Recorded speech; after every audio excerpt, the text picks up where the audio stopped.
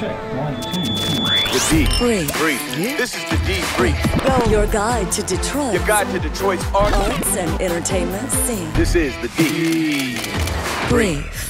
Hello and welcome to the Debrief, your podcast for Detroit concerts, comedy, plays, food, drink, and more. It is Wednesday, May 22nd, and I'm your co-host. My name is Seth Ressler. I'm Becky Scarcello. A new guy. Native. Yeah, all right, okay. We've been through that. And so on and so forth. Here's what's going on in today's show. We have Nick Britsky, who runs the website nickdrinks.com, which is all about cocktail culture throughout Michigan. This guy really knows his cocktails. We've had him on the podcast before. A swanky guy. Yes. So we're going to find out everything you need to know about summer drinking, because I don't know about you, but I plan to do quite a bit. Oh, yes. You know, I taught you about the lawnmower beers, too. Oh, yes. I like lawnmower beers. So, speaking of drinking, there's a new beer bar coming downtown with an interesting concept to it I'll tell you about. All right. We also have a criminal artist who is back, but he's gone legit. We'll tell you about that. And on Friday, John Vermiglio and Joseph Giacomino, the chefs of Grey Ghost, we're going to be having a great conversation with them. All right, let's get into the show and meet today's co-host. This is the D. Coming back for day number 2, a guy who I have known for a while. We actually used to tell jokes together.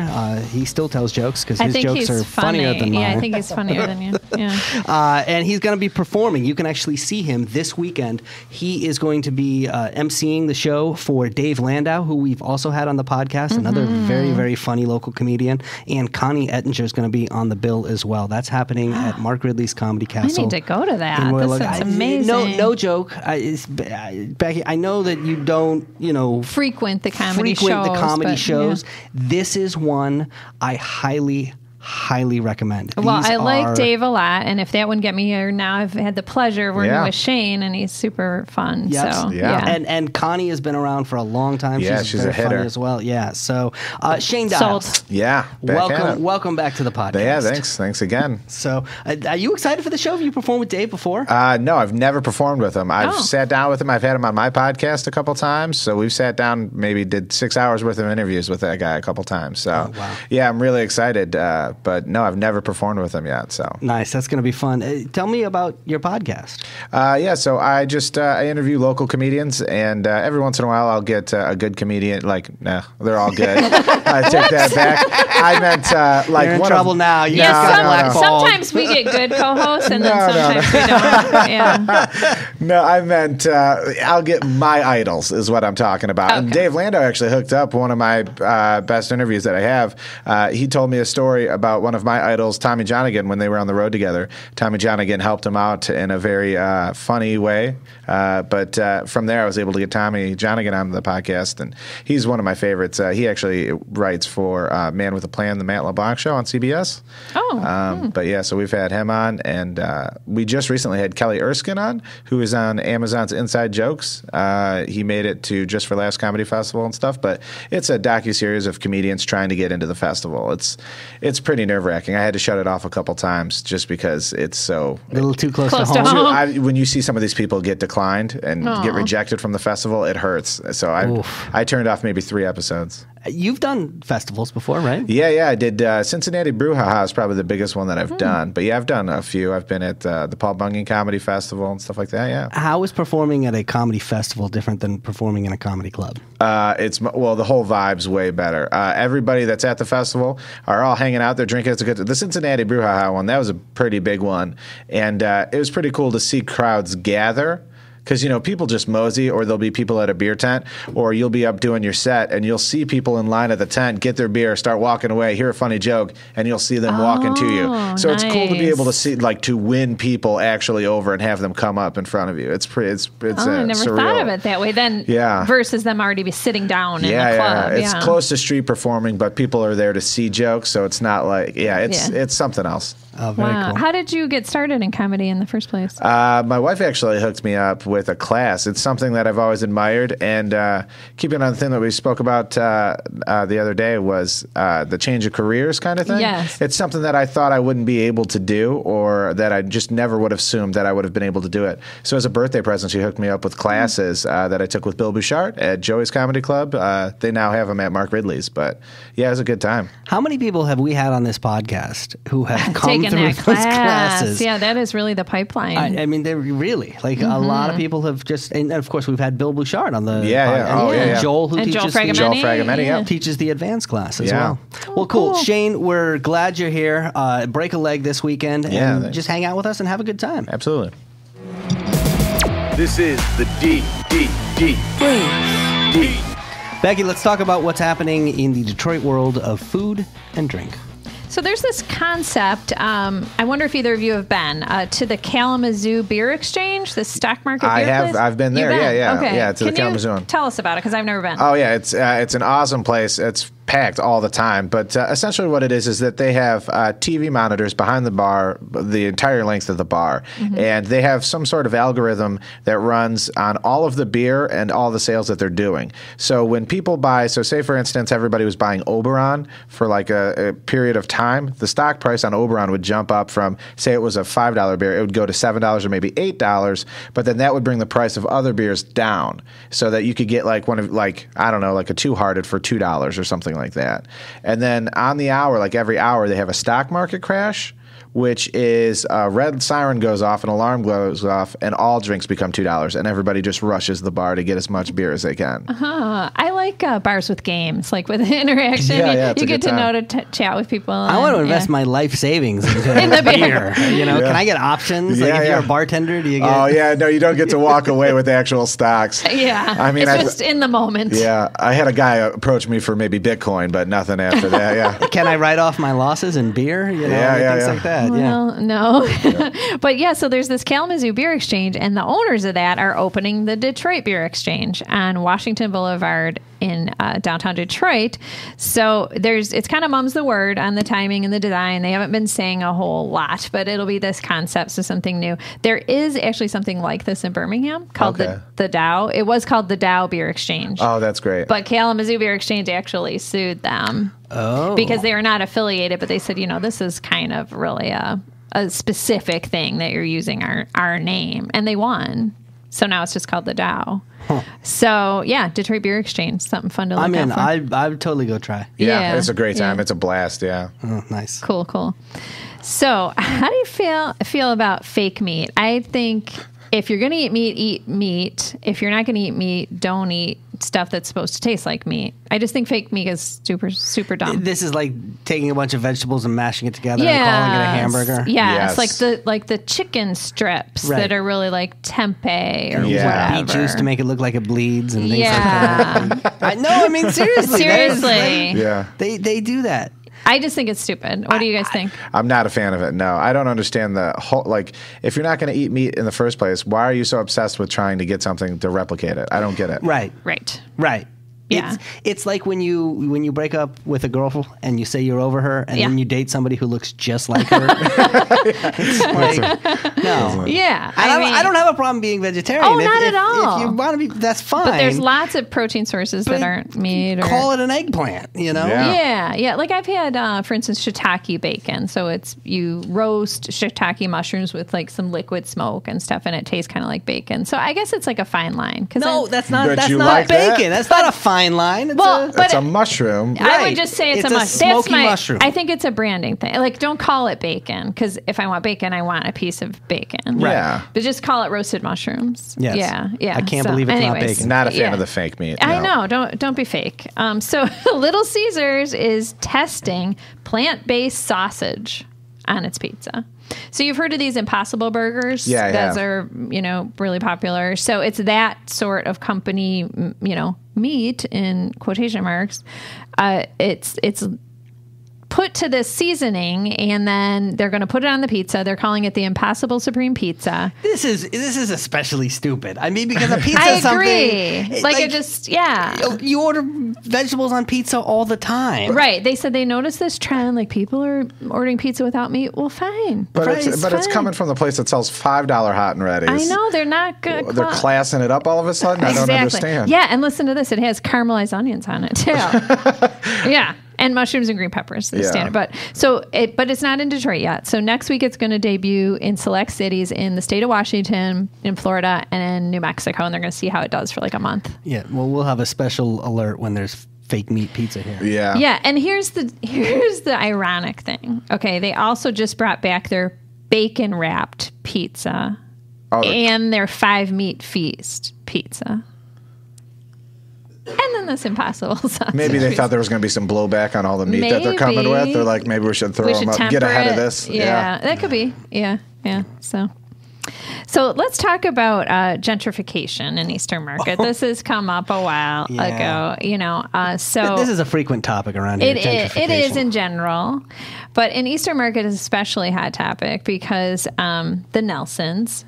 Sanford Nelson's the son and his father. Over the past couple of years, they have bought up over 20 buildings in Eastern Market. So Eastern Market is one of our oldest neighborhoods. It's such a gem and a place that's sort of known for being independent businesses and authentic and, all these cool food entrepreneurs. And this is home base for you, all right? I mean, we give tours. That's our most popular spot for tours for Feet on the Street. And, so, this has been kind of looming. We've seen a lot of change, a lot of for lease signs going up, a lot of artists moving out. Eastern Market was definitely a place for really affordable housing for artists, lofts and things like that. Rents have already skyrocketed in certain buildings. There's been different feuds, that I reported on it a while ago. The Russell Street Deli is decided to leave because of the demands that the Nelsons were putting on their new lease to spend a lot of money to fix things in the building. So it's a hot topic, but I love this because Eastern Market is also a huge hotbed for art, particularly street art. And so what do you know? There's an artist reaction to all this. So our artist Ann Lewis, who moved from New York a few years ago to Detroit, she has put up this big sign on the roof of the block that holds Supino's and Russell Street. Supino's and Russell Street Deli, they're on Russell Street. Big sign up top. It kind of looks like it would be a construction sign or a police barricade, that type of thing. It says gentrification in progress. It's huge. You can see. I've been seeing social media posts about it for a while, and you can see it from the freeway. So here's my question. You're talking about people moving out, but are there other people moving in? I mean, don't you need a like a Domino's pizza to come in or something like that? We're wondering, is there an Olive Garden that's going to open its doors in Eastern Market? McDonald's or something. Yeah, not so far, but that's what everyone's worried about, is there'll be more chains and things that don't have authentic personality. Here's why I asked, because about a month ago, I saw a study. Craig Foley, who hosts a podcast over at Deadline Detroit, actually interviewed the guy who did this study, and it was talking about gentrification, which, like everybody else, that was what I thought was going on in Detroit. And what we were seeing and what the study says is there's definitely a problem here, but it's actually not gentrification. And when you see those, those stories on like Realtor.com or whatever, these aren't like scientific journals, really looking at it. And they said the real problem, they said what gentrification is when people with a lot of money move in and cause displacement, prices to go up, and that displaces the people who have been there previously. Like an Olive Garden moves into Eastern Market or whatever it would be. They said what's actually happening in most of Detroit is what's called poverty concentration, which is people with money move out and leave everybody else abandoned behind. Exactly. Right. That is much more of a problem, and just income disparity, Yeah. So I don't know exactly, this is not my field of expertise. I don't know where Eastern Market falls, but I thought that was really interesting. I think it's a little combination of both those things, actually. Yeah. But so you can see it now. She's actually expanded the art project, and there's tape, kind of like that police yellow tape that also says gentrification in progress, is now wrapping some of the businesses. So. Welcome to the D. Brave. All right, Shane, this is something that we do from time to time. We have somebody local who is an expert in a topic area, just basically knows more than Becky and I do, which, believe it or not, is not hard to find. Somebody call in and tell us about what's going on. In this case, we have the creator of nickdrinks.com, which is a website about cocktail culture throughout Michigan. We've had him on the podcast before, and he's been absolutely great. Nick Britsky, welcome back to the show, sir. Hello, I've never been called anything like an expert before. Oh, come on. Come on. you consume enough alcohol, I think you deserve the title of expert. Yeah. I think you get a different title That just for makes that. me an alcoholic. Yeah. Well, wait, one of the things that I know you just did, and it just wrapped up, Game of Thrones, of course, the big finale happened over the weekend, and you had a video series that went along with the whiskeys that were made especially for this show. Tell us about it. Yeah, it was funny because I launched it on your show and just finished it now, so I appreciate you waiting for all that to finish. Yeah. No, it was Good great. timing. We had we had all 9 of the whiskeys. We had a little help from our friends at Keiko's as well as Diageo, and we got to taste through them all. They were hard to get in Michigan, with the exception of the Johnny Walker. And I have to say, it hurts my heart because they were delicious. I mean, the flavors were unique, they were creative, and they were kind of geared towards an American palate. So they were a little more like a bourbon scotch. If I'm hearing you right, you're saying that they were better than the final season of the show. Yeah, I mean, talk Yeah. about a strange ending. I loved it. Did you really? I loved it. Yeah. Really? Yeah, I read all the books, though, so that's what I was hoping for. But we left the books behind a long time I ago, know, right? yeah, but no, just this season. Oh, okay. Yeah, pretty much. It was like half of last season and then this season, but like that's what I was hoping for the whole time. Was Bran just doing good? He's always been my favorite. Really? Yeah. I felt like I felt like this was like Lost, and like Bran is the new Walt. Oh, okay. I was not feeling it at all. Oh, yeah. See, and that's a thing, too. Like, they didn't show anything. But I think at the Battle of Winterfell, I think he did something because he just ghosted out for half of the time. I think he might have taken control of a dragon. There's a lot of stuff that I think might have happened that they're not going to explain. He was probably drinking those whiskeys there with... Yeah. What about you, Nick? Were you a fan of the last season? Yeah, I mean, yes and no. I mean, I'm kind of a hot and cold fan, so largely I was doing it because of the whiskeys. So, I'm probably not the best person to ask, but anyhow. I think that's the way to do it, actually, yeah. I know. I like that approach. No strings in the game. I think that I would have enjoyed the show more if I'd been drinking it with the whiskey, Yeah. to be Makes honest sense. with you. All right, Nick, we got to ask you about this because, of course, the weather is finally going to break. I mean, we're finally going to hit 80-degree days, I think, this week. And so everybody is looking for... rooftop bars around the city of Detroit, which, coming from California, I find a surprising lack of rooftop bars in this city. I mean, am I missing something? Nope. We're kind of the king of urban sprawl. So, I mean, if we build a rooftop bar, it's like 2 or 3 floors up.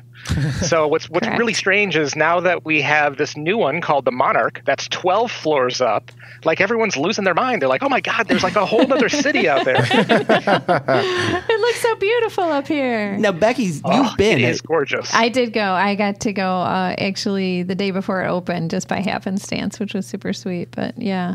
What about you, Nick? Have you been? Yes. So I was not cool enough to get like an early invite. Even when I sent them an email like, hey, Nick Drinks is coming, they were like, so what? There was a line. I had to wait in it. And I tell you, it was worth the wait because by the time I got up top, Mike, the head of beverage, is doing some incredible cocktails. They are very, very reasonably priced, which I love. And the views are killer to pair with those great cocktails. Agreed. What are they serving there? What are the cocktails that... we should sample. So the Recess Remix was a fan. So, you think back to your days of recess, one of those great flavors from school is fruit cup. So they actually took the syrup out of a fruit cup and used that with some gin, with some Coke Americano, and some lime acid for a light, refreshing, tiki-esque drink that isn't heavy on the booze. That is killer. That's actually what I took a photo of on my Instagram. Nice. Yeah. I liked all the fun names they have for their cocktails, too. I was eating crayons at Great recess. names. Did they have anything for that? That's what I was getting. I was laughing at that, yeah. So, very cool. So worth checking out and definitely... absolutely worth checking out. Plan for the wait. We got there 4:00 and we still probably had about a 30-minute wait. That's right when they open. So if you're going to go on like a weeknight, bring a tent. Mm-hmm. Wow. What I do appreciate, though, is that they control it in such a way that everybody that gets up there does have a nice place to roam and enjoy it. They're not overpacking it, which I appreciate. So even though you have to wait, then you do get some nice luxurious space up there. It's a surprising amount of space. I mean, it's multiple floors. It has 360 views. They did a really nice job on it. Yeah, it's gorgeous. All right, so if I'm not one of the cool kids who can get into the Monarch, where else can you go for a rooftop bar around the city? So I would say as a backup, Collect is really fun. So that is an Eastern Market. That's going to be over Gather. They're doing some great stuff. They're primarily a beer bar with some really creative beers, but they do have some wines on tap. And if you go downstairs, I believe they can actually get some mixed drinks. But for the most part, they're focusing on really, really cool draft cocktails. It's laid back. It has like beautiful woods and whites. And up top is, a beautiful view. It makes you feel like you're on like the balcony of the friend's apartment. It has that kind of, nice feel up top. Ugly naked guy is across the way. You can have a nice view of the murals and the market, and it's a really nice couple. Yeah, right. Yeah, a really nice couple runs it. I think that vibe is intentional and well executed. All right, so I've got some things to add to my list. Anything else you want to put on the list, or is those two my only options?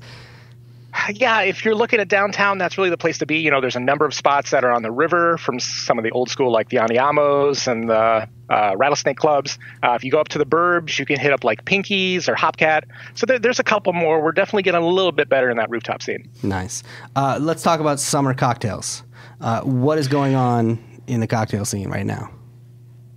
So I just got back from Tampa, and everyone is ordering vodka sodas. Now, that breaks my heart a little bit as, kind of a self-proclaimed bad mixologist. But, there's not a lot of creativity with that.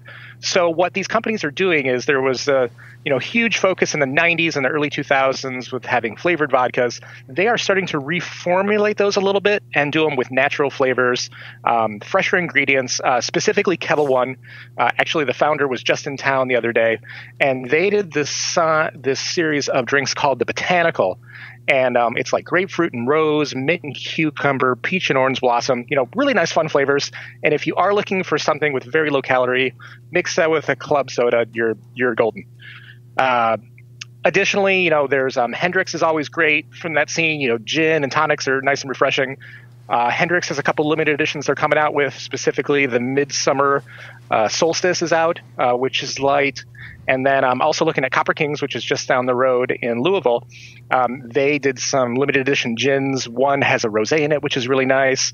And then they're actually working on some chocolate cocktail or infusions too, which are neat. So there's some great flavors that are coming in. Michigan's a tough market for some of those new spirits. So I'm really excited that the companies are seeing it. They're giving us the time of day, and they're pushing that stuff out to us. Yeah, can you explain that? Because I was wondering as you were talking where Detroit exactly falls when it comes to mixology and cocktail culture. I mean, I have to imagine that like New York and LA are sort of the big pillars in this country. Where are we on the list? So you look at New York and LA, there's tons of competition. Every spirit brand goes out there. They're vying for the attention of these huge bars and bartenders. Detroit is very up and coming. We have a ton of talent. So if you have a unique product and you're willing to kind of put up with the Michigan laws, you can get some serious attention. I've seen Copper and Kings go from nothing to huge because they've really focused on the state. So I think we're going to see more and more things happening. Not only are brands launching, you look at like Norton Aquavit, they're based here and they're becoming national. I think we're going to see more outside brands come in. So it's definitely different. We're a control state, so that means we have a ton of laws. But because we do have this demand and all these people going to the bars and drinking, I think it's changing a little bit. So I don't know what that means. When you say we're a controlled state. Yeah, what are some of the laws that in particular make it challenging? So we have a liquor book. So you can only sell your liquor if it's in the book. That book is approved by the state. You have to have a minimum inventory to be sold. There's way more intricacies that I don't know off the top of my head. But, there's additional rules and regulations to put your product in. Whereas you go to somewhere like Chicago, that's why when you walk into Binny's, their selection is massive. They have everything from around the world because it's so much easier to bring products in. Okay. Huh. I had no idea. In a nutshell, that's not the perfect explanation, but it's a start. All right. And then canned cocktails. I know that's something that you mentioned last time you were here. What's going on with that? I love canned cocktails. I actually founded a website called cannedcocktailday.com happening September 10th. And with that, I'm seeing... Little plug. Yeah. I'm seeing more and more canned cocktails come in. Michigan actually has 3 off the top of my head. I know that the guys at New Holland have 3 different varieties that they're doing. There's the guys at Copper and Craft that are doing one. And then McClure's actually just announced like a month ago that they're doing a partnership with Perrin that is a Bloody Mary cocktail in a can. Wow. So you think of like beach culture and places where you can't bring glass bottles or you're just too lazy to make your own cocktail. It's all pre-mixed in a can ready to go. This is becoming kind of that next step. People maybe that don't want a heavy beer or want something that doesn't have that same flavor, they're going towards those canned cocktails. And even for that matter, canned wine. I'm seeing tons of canned wines that are popping up, especially in rosé as we get more and more into the summer. Wow. Yeah, I think Wall Street Journal had something over the weekend that was all about, high-end canned cocktails and how the quality is good and interesting. I'm not sure. And again, it's kind of like boxed wine, right? Like, I think it has that connotation. It has that connotation. Yeah. And I don't know if I could. I mean, I had it at a Mod Pizza. So they're selling canned wine there. So. Right. And some of the concert venues now, you can get like the alcohol-infused sparkling water in a can and things like that. It's an option. White Claw has become huge. White Claw. Yeah, I love White Claw. It's a little bit, it's buyer beware. So, buy stuff that you've tried before. For the nice part about it is it's a little lower price point. So you're not buying a huge bottle of wine. You're buying, like a glass and a half. So you can be a little choosy, buy a couple. If you like one, try it. I've noticed if the price point is more towards the 6 and 7 for the cans, they tend to be a little bit better. But that's just kind of a rough rule of thumb I've been noticing. Interesting. Okay. And then the other thing that I know you were talking about is no ABV drinks. What exactly? I mean, is that what I think it is? What is a no ABV drink? Well, we had brought up mocktails. Mocktails were kind of the old term for it. The bartenders were trying to get away from that because, like you guys have connotations with canned wine. There's that connotation that a mocktail is just for kids. It's the Shirley Temple. Yeah.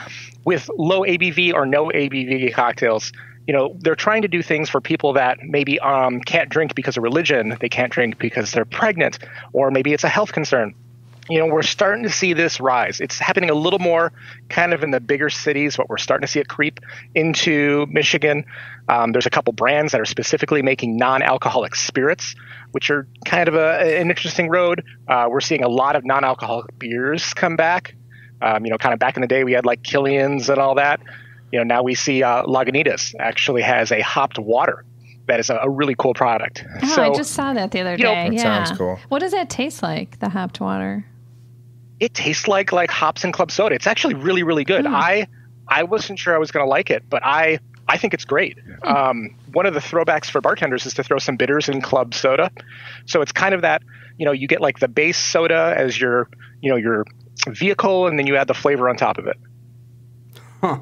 Yeah, I saw that on the shelf on Holiday Market in Royal Oak. I was like, I don't know about that. I also got it from there. Okay. Yeah. I got to try it. So look out for those, the non-alcoholic spirits. The one that is made it the farthest is Seedlip. They're a national company. They do a couple different infused botanical non-alcoholic spirits. The other one that I got to sample is actually from Denmark. It's not in the U.S. yet, but it's called Ish. And they make a non-alcoholic gin and a non-alcoholic rum. You put that with a mixer, it tastes just like the cocktail. It's a little freaky. Wow, with no hangover. Nice. Oh, yeah, nothing. Hey, I wanted to ask you, I saw on your Instagram the other day that you met George Takei. That looked exciting. Yeah, it was a case of being in the right place. Yep, the right place at the right time. He was in town, of course, for Comic-Con, and because the Henry Ford has this fantastic exhibit, which I think you guys talked about last week for Star Trek, he got to tour it and, look at all the fantastic uniforms. He spent a good amount of time checking out Henry Ford, And, I just kind of snuck in and kind of made my way and like, hey, sir, can I have a photo? And boy, the guy was just super nice and sweet. And anyone who came up to him asking for a photo, he took the time. I mean, the guy is just super sweet. That's cool to hear because I'm a fan and everything I've ever seen that he's done. I mean, and even when he does small things, even when he does those Comedy Central roasts, he was great. Or there's an episode of Community where he did the voice, like a Halloween episode where he just does a voiceover intro and outro. I love all the stuff that he pops in. So that's really cool. So, well, and the guy does some amazing social work too. Yes, that's true. Oh, yeah, then there's that. Yeah. He's nice and a humanitarian. Love it. Well, Nick Britsky, the website is nickdrinks.com. If you are into cocktail culture, people should definitely go check it out. Thanks so much for checking in with us. We really appreciate it. Thanks a lot, guys. And just remind people, where can they find the Game of Thrones Whiskey Series videos if they want to? If they want a redo of the final season. They're having withdrawal, yeah. Oh, definitely, yeah. You can find it at youtube.com/nickdrinks, or my Instagram is nickdrinks, everything all spelled out, nickdrinks.com. All right, perfect. We'll check it out. Thanks, Nick. Keep up with us. The D. Download our mobile app. The D. Breathe. Let's take a moment to talk about Michigan Podcast Productions. Real quick, you're a podcaster. You know the love. Yes. It's great, isn't it? Yeah, it changed my life, man. Everybody should start a podcast, including people like yourself. Yeah. Entertainers, artists, people who have fans who are looking for ways to communicate with those fans and stay top of mind. We've had a lot of people on as guests on this podcast. They've all said, we've been thinking about starting a podcast. We've all said, yes, you should do it. Yeah. And then they said, we don't know how. Well, and honestly, the cost to entry is not that high compared with so many other marketing things you could do. In terms of money, no. But in terms of expertise and technical ability and things like that. It's scary. It's like uncertain. And how do you find out all that information? Yeah. So how you find out all that information. We have started MichiganPodcastProductions.com. The whole purpose is to help Detroit arts and entertainment organizations launch their own podcasts. We get you into Spotify and iTunes and all that stuff, so that you can just focus on creating the content. If you want all the details, go to the website. It is MichiganPodcastProductions.com. That's MichiganPodcastProductions.com. The D. Breathe.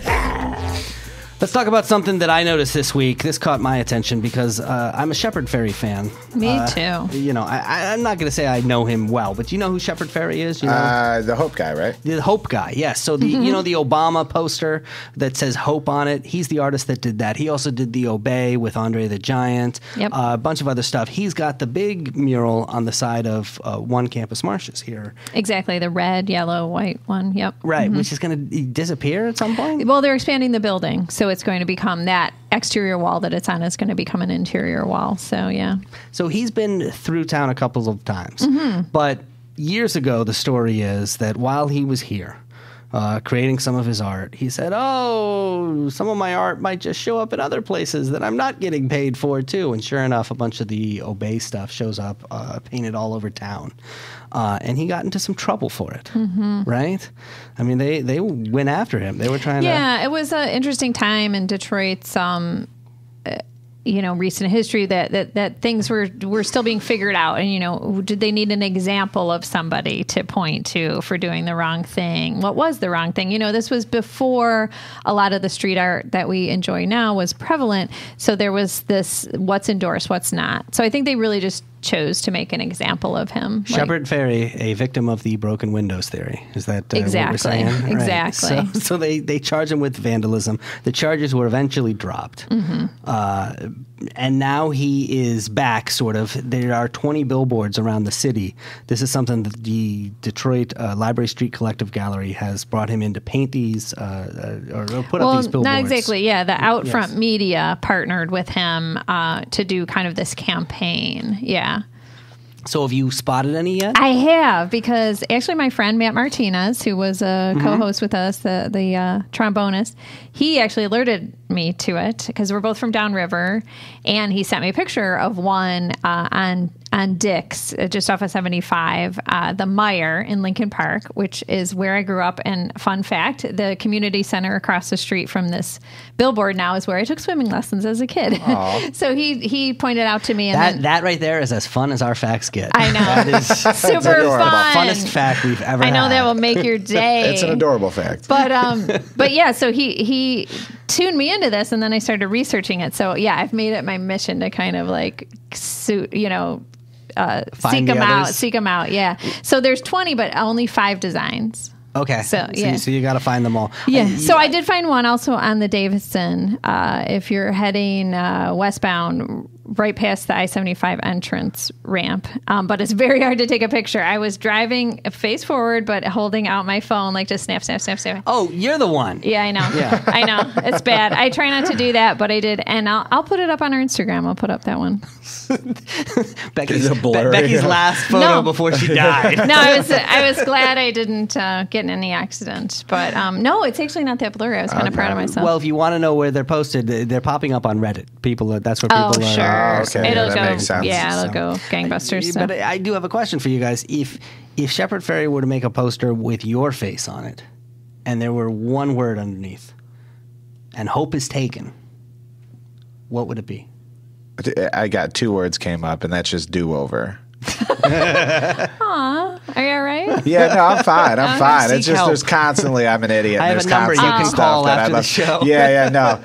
It's just wish I wouldn't said something the wrong way or something. You know what I mean? Gosh. Just I feel that. Earlier when I did the I have good comedians on that thing, I'd redo that. So Right. What would yours be, Seth? Oh, it'd be the same thing that's under my photo in my junior high yearbook. Oh, what? Stud muffin. there you go. That's wow. Okay. And you? I'm gonna go with joy. Oh, that's a good one. Yeah. That's what I like to embody. This is the D. Detroit. This is the D. Brave. There it is. Another show, Shane. Yeah, in the bag. Yeah, we like having fun around here. Look, we mention a lot of things on this show. Don't forget, if you want us to email you links to all of them, all you have to do is go to our website, thedebriefdetroit.com, and sign up for the email list. You can also just text the word Detroit to 444-999. Shane, we got one more thing that you got to do before you get out of here. You ready? Okay, yeah. Ooh, Here I like we that. go. We're going to ask you for a series of rapid-fire recommendations. Okay. Just tell us the first thing that comes to mind.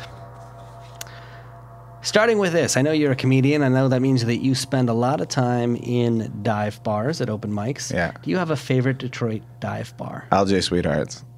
Yeah, it's downtown Corktown, but there's a show that runs there. You guys had him on here before, but Bart Dangus. Yeah. Oh, Yeah, he does Prankus with Dangus down there. It's great. I haven't been to a good Prankus. So this gets a... Oh, it's such a good spot. It's such a good show. Explain the concept of this show. So it's a heckled, encouraged show. So the crowds that come are allowed to heckle the comedians. It's encouraged. So you end up working and changing your whole skit on the fly. It's so good.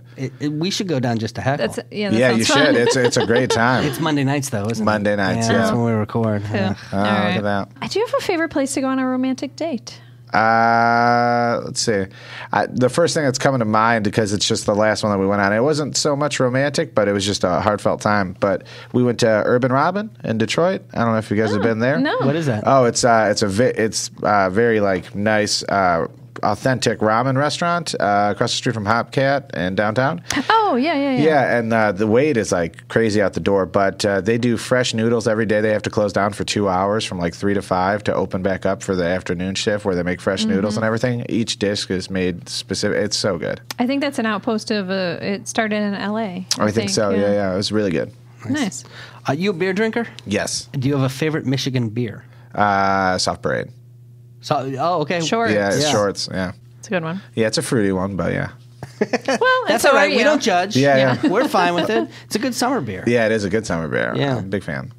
What Detroit website do you visit most often? The debrief. No, Yes. Trying to butter us up. yeah. Probably Detroit Comedy Network on Facebook is probably the one that I do the most, which is like you can find out about all kinds of shows and stuff. Yeah, that's a Facebook group. Right? Yeah. There's two that there's that, which is Detroit specific. Comedy Network. And then the Michigan Comedian Network. Yeah. Is the other Facebook that's kind of statewide. Good resource. Yeah, that's where all the comedians and aspiring comedians and people like me lurk. Do you have a favorite locally made TV commercial of all time? Oh, yeah. What's the guy with the jacket? The guy with the cape? You know what I'm talking about? Oh, yeah. She The does. car I salesman don't. with the yeah, you cars, wouldn't. yeah. Oh, man. Yeah, it was just this really cheesy car salesman that was wearing a cape and he'd fly off. It was so good. Yeah. Yeah. I'll think of it the minute we stop recording. Is I'm that Yeah. the one, the old athlete, the Yes. sports? Yes, Yeah. exactly. They made a Detroiters episode. Exactly. so Season good, 1 so finale. good. Mel, Yeah. Mel, Fun of this. Melfar? Yeah, I think so. Melfar. Yeah, Yeah. it's That's what it so is. good. Yes, it is. It's so good. They barely had to make fun of it. It's so good. Right. Yeah, it's legend. What's your favorite place for late night food? I imagine you do a lot of later shows and got to go get something to eat. Oh yeah, what's the taco place by the Fox, by the Fillmore? Hot Taco? Hot Taco, so good. Yeah, Nice. that's my go-to. Nice choice. Yeah, When you're writing jokes, do you have a favorite local coffee shop to go to and write? Atomic Coffee in Royal Oak. Oh, yeah. that's We've a good- written there before. Yeah. I can walk there. I love that place. Right. Yeah, I that's a wrote great place. a joke about having sex with snowmen there. Oh, there you go. Yeah. Yeah, That's so- a good place. Great Let's place. just save that. Let's save that for another day. Okay. You aren't curious where the carrot goes? Not really. What's your favorite thing about Detroit in the summer? Because I think we're finally going to have summer here soon. Let's see. Detroit in the summer. I think just the boardwalk going down, being able by the water and stuff, the scenery and everything like that. Being downtown is just nice. Yeah. I feel like it's time to make a trip down there. Like, I'm ready to. To the riverfront? Yeah. Yeah. I know. That was. It's going to be warm this weekend, so. All right. Yeah, you we'll can make it down. happen. Yeah. So spend the day down on the Riverwalk, and then at night head Yeah. over to Mark Ridley's Comedy Castle. Come see a Well, show. right, yes. Absolutely. Yeah. Shane Dials, thank you so much for coming on the show. This has been absolutely fantastic to have you on. I like this guy. Yeah, I appreciate it. Thank you. I'm fond of you. Break a leg this weekend. I'm no joke. If you see one comedy show, Wait, there's not going to be any jokes? Well, why would I go? She's quick. She's quicker than you. Yeah, look at that. let me rephrase. There'll be none about a snowman. Okay, good. In all seriousness, if you're gonna go see one comedy show, this is the one I recommend. Dave Landau Dave headlining. Landau. Insane. Connie Ettinger. Shane Dial's going to be on there as Yeah. well. I do want to put a plug in for the show the week that's following, too, because Brad Wenzel, another... So good. Yeah. And Tim Rayburn got to go on with him. And Tim Rayburn's a local comedian. He's one of my favorites. He's so funny. It's a good time to go see local comedy. Yeah. Shane, have a great show this week. Yeah, Will good do. luck. Yeah. And Appreciate remind it. everybody about your podcast, too. What's your podcast? This is funny, right? You can find it on iTunes and anywhere where podcasts are available. All right. Yeah. Well, thank you so much for coming on. Yeah, thanks for having me. Until next time, Detroit's moving. Keep up. The D-Brief. Your guide to Detroit's arts and entertainment scene.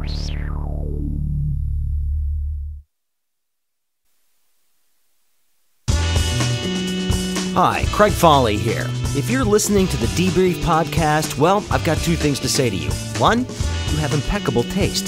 Two, you care about the community that is Metro Detroit. That's why I think you'd appreciate my daily show, The Craig Foley Show on Deadline Detroit. Every weekday, I tackle the big issues in politics, business, arts and culture, sports. Whatever's on the mind of Detroiters and Michiganders, we will talk about it. It's all open for discussion. And keep this in mind, news doesn't have to be boring. Sure, we talk about serious stories and we have interviews and commentary, but we do it in a way that, if I'm doing my job right, is informative but also entertaining. Check out The Craig Foley Show on Deadline Detroit for news, knowledge, hopefully some fun tossed in. Interested in hearing from folks in the craft beer industry? Tune in monthly to the Beer Tour Guy podcast. I'm your host, Steve Johnson, and I'm the owner-operator of Motor City Brew Tours. And since 2009, I've taken 25,000 people to enjoy the best beer, cider, and mead being made in Southeast Michigan and beyond. On the Beer Tour Guy podcast, monthly I interview folks working in the industry where you can learn more about what's going on in the industry and in other tours that I'm offering in my tour company. If you'd like to learn more about our show, Beer Tour Guy, or Motor City Brew Tours, visit motorcitybrewtours.com.